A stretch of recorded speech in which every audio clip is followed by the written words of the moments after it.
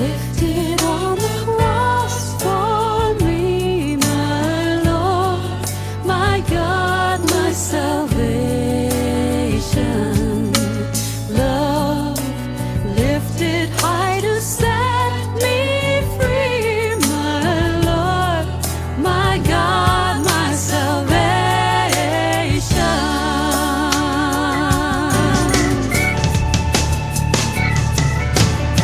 Oh, be exalted, oh God, above the heavens and the earth. For by your cross and resurrection, you have redeemed the world.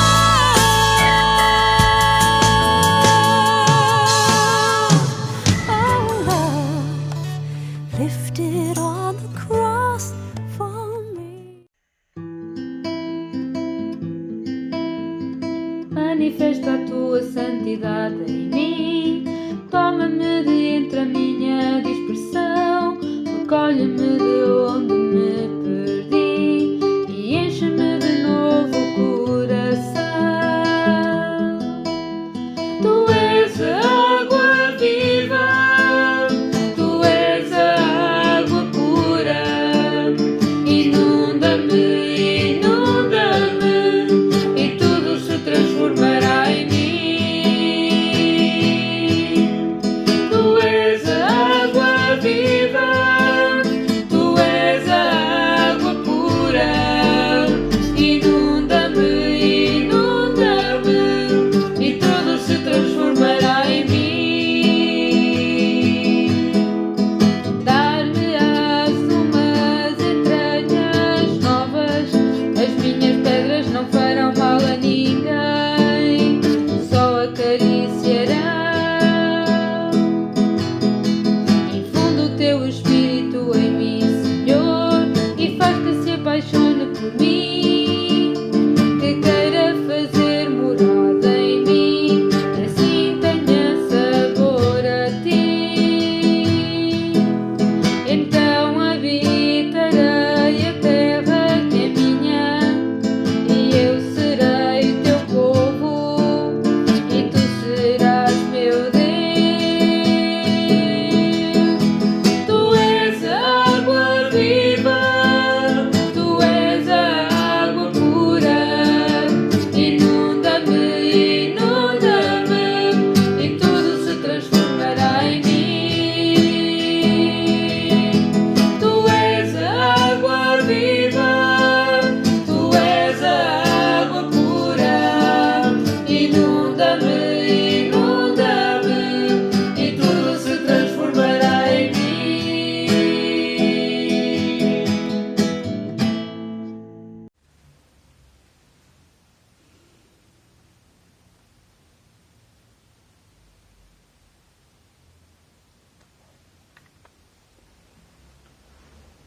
Em nome do Pai, do Filho e do Espírito Santo. Amém. Oremos.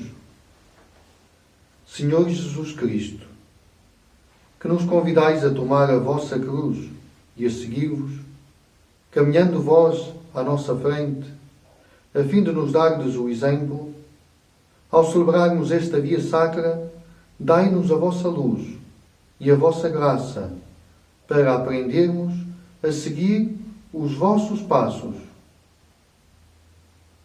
Amém. Jesus é condenado à morte. Nós vos adoramos e bendizemos, ó Jesus. Que pela vossa Santa Cruz remistes o mundo. Pilatos trouxe Jesus para fora e fê-lo sentar numa tribuna, num lugar chamado Lagedo. Era o dia da preparação da Páscoa, por volta do meio-dia. Disse então aos judeus: Aqui está o vosso rei. E eles bradaram: Fora, fora, crucifica-o. Disse-lhes Pilatos: Então, hei de crucificar o vosso rei? Replicaram os sumos sacerdotes: Não temos outro rei senão César. Então entregou-o para ser crucificado. E eles tomaram conta de Jesus. Lavar as mãos. O tribunal, ao condenar um inocente que só tinha feito o bem, incorreu numa notória injustiça. Apesar disso, ninguém protestou, ninguém procurou defender a verdade. Ninguém quis ficar ao lado do inocente. Todos quiseram lavar as suas mãos, livrando-se de qualquer responsabilidade naquela condenação injusta. Ao contemplarmos Pilatos e todos os outros a lavar as suas mãos, podemos concluir que nem tudo pode ser lavado pela água. Há determinadas coisas que a água não limpa. Examinemos a nossa consciência. Procuremos defender sempre a verdade. A água não lava tudo. Só a verdade nos purifica e nos liberta. Rezemos por quem tem responsabilidades políticas e de governo, para que possa sempre ir à procura da justiça e da verdade, pelo bem de todos. Oremos. Escutai-nos, Senhor.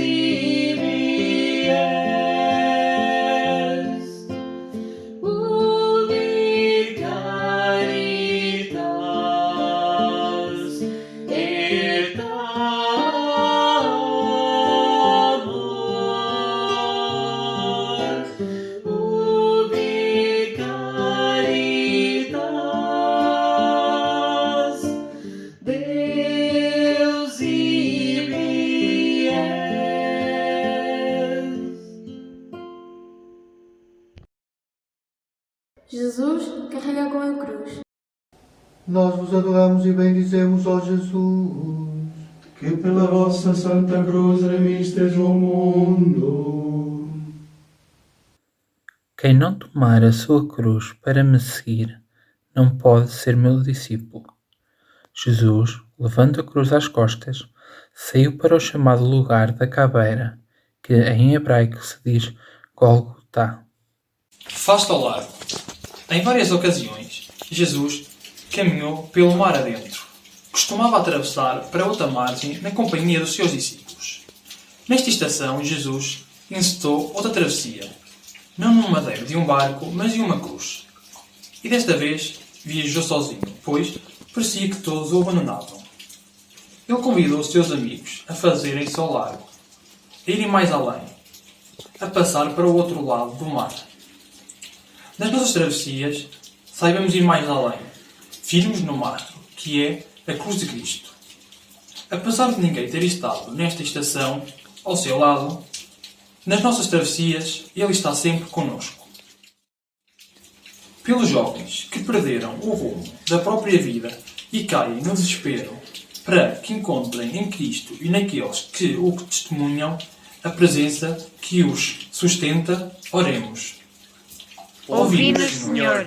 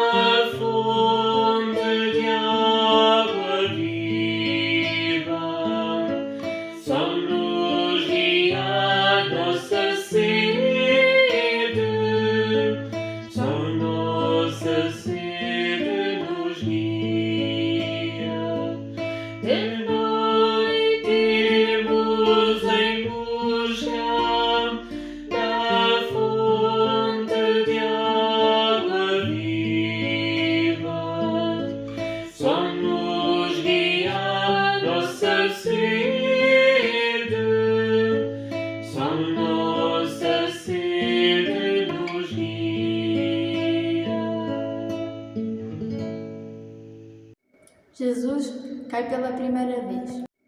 Nós vos adoramos e bendizemos, ó Jesus. Que pela vossa Santa Cruz remistes o mundo.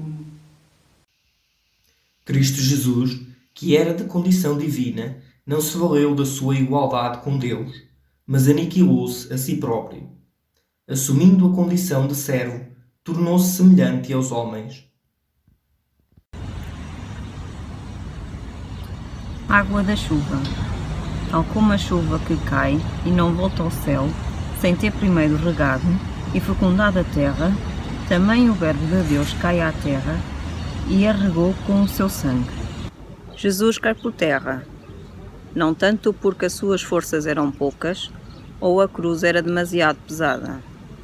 Ele caiu porque a terra precisava de ser regada, purificada e alimentada com o seu sangue redentor. Se a nossa terra ou a nossa vida está árida e seca, não é por falta de água, pois Cristo continua a cair, qual a chuva fortificante. Nós é que muitas vezes queremos saciar a nossa sede noutras fontes, que não nos dão vida para a eternidade. Senhor, por este momento de grande sofrimento pelo mundo inteiro, precisamos da Tua graça. Manda, principalmente sobre aqueles que, por causa da pandemia, não conseguem levantar-se das suas quedas. Atendei-nos, ó Cristo.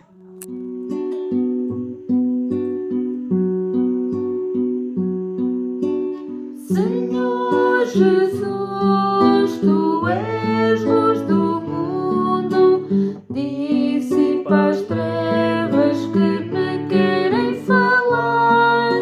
Senhor Jesus, és luz da minha alma, saiba eu acolher o Teu amor. Senhor Jesus, Tu és luz do mundo, dissipa as trevas que me querem falar. Senhor Jesus, és luz da minha alma, saiba eu acolher o Teu amor.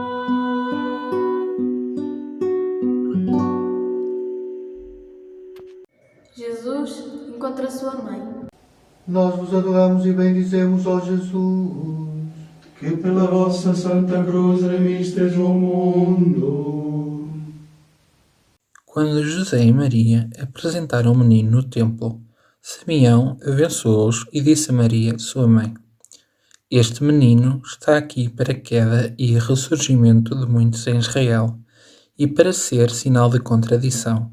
Uma espada despedaçará a tua alma. Assim hão de revelar-se os pensamentos de muitos corações. Água benta. A proximidade de Maria, mãe de Jesus, foi uma bênção e um alento para Jesus. O nome de Maria tem a mesma raiz que a palavra mar. Maria é a estrela do mar, é a fonte da água benta. Não sabemos se foi Jesus quem se aproximou de Maria ou se foi Maria quem se aproximou de Jesus nesta estação, tal como não sabemos se somos nós que recebemos a água benta ou se é a água benta que nos recebe a nós. Sempre que alguém se aproxima de Maria, ou sempre que Maria se aproxima de nós, somos abençoados, pois dela emana uma fonte sagrada de água de todas as graças. Ajudai-nos, Senhor, a ser sinal de proximidade como a Tua e nossa Mãe Maria. Oremos. Ouvi-nos, ó Deus. Olá a todos. Apresento-vos hoje um santo bastante recente na Igreja, Carlo Acutis, canonizado no ano passado, em 12 de outubro, em Assis. Deus chama cada um de nós de uma forma especial e única para sermos imagem de Cristo. E para Carlo, o seu exemplo, a sua forma de o seguir foi através da adoração, da oração e da caridade em cada dia. Aliás, frequentava também a Eucaristia de uma maneira com uma regularidade incomum para os jovens da sua época e fazia sempre que possível a adoração. É um rosto verdadeiramente onde nós, jovens, nos podemos espelhar. De facto, Carlo é um santo dos jovens para os jovens e Carlo pode ser comparado com a lamparina que está perto do tabernáculo, sempre perene, sempre acesa, não se apaga mais. E pensamos que esta santidade que a Igreja nos oferece é um desafio muito antigo e muito difícil. Depois dedicamos os prazeres momentâneos, dedicamos a estes prazeres momentâneos e esquecemos de procurar amor e conforto naquele que é amor, que é Jesus, que é o verdadeiro amor que nos guia. E a nossa vida também não pode ser só imitação de Carlo Acutis ou de São Francisco de Assis, por exemplo, de quem ele admirava.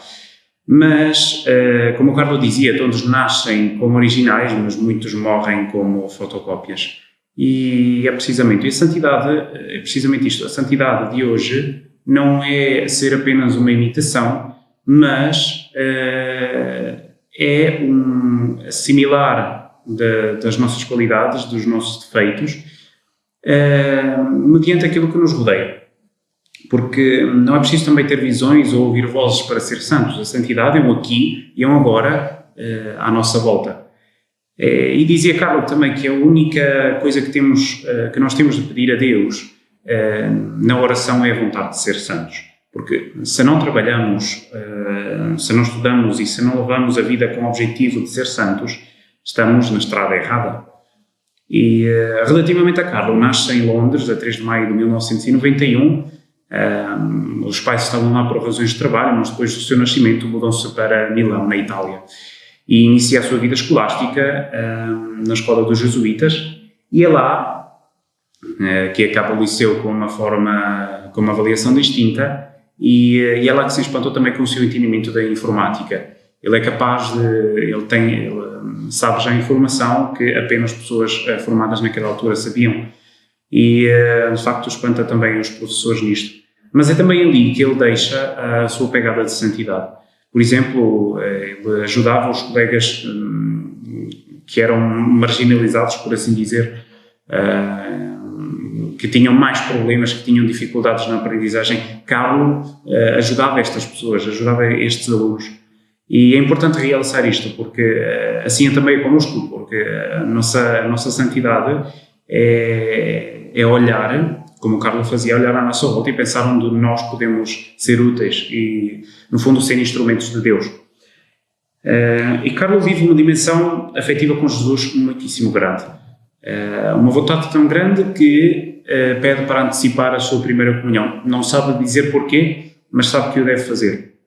E dizia ele que quanto mais recebemos a Eucaristia, mais nos tornemos parecidos a Jesus e já anteciparemos aqui na Terra o paraíso.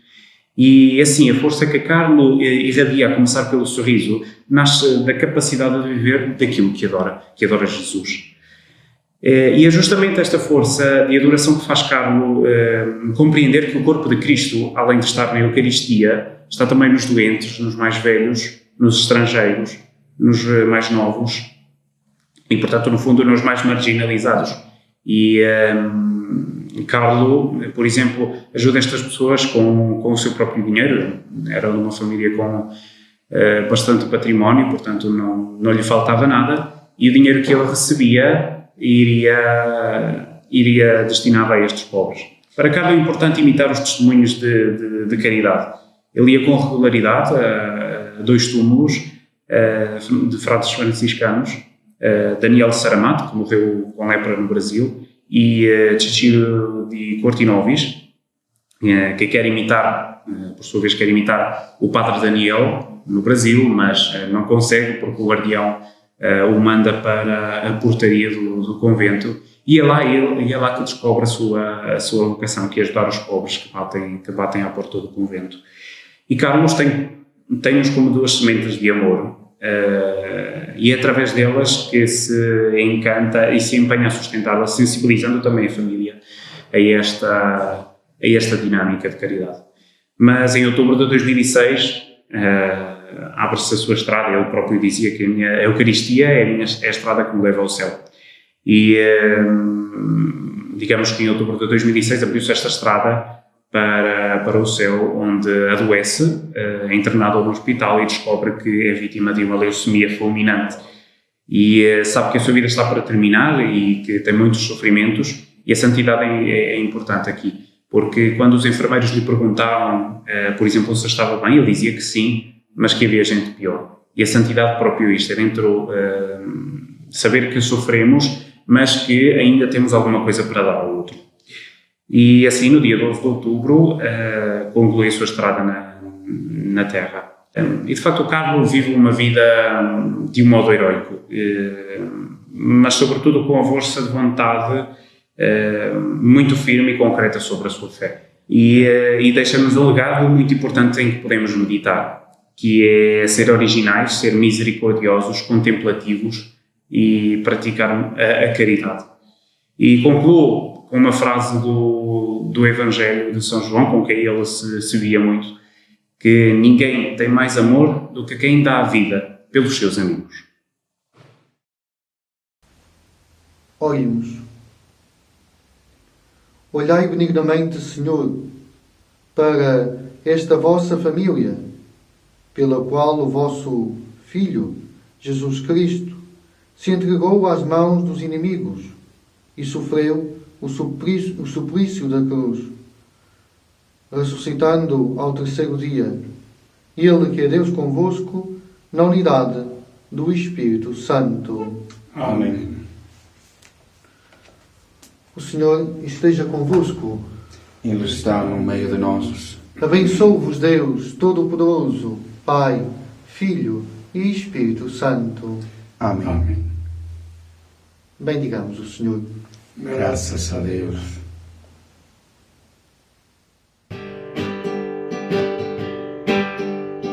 Toma a tua cruz e segue-me, vive sem medo de te dar. Toma a tua cruz e segue-me, já que tens tanto para dar. Cristo que te chama nunca te deixa só, está contigo antes que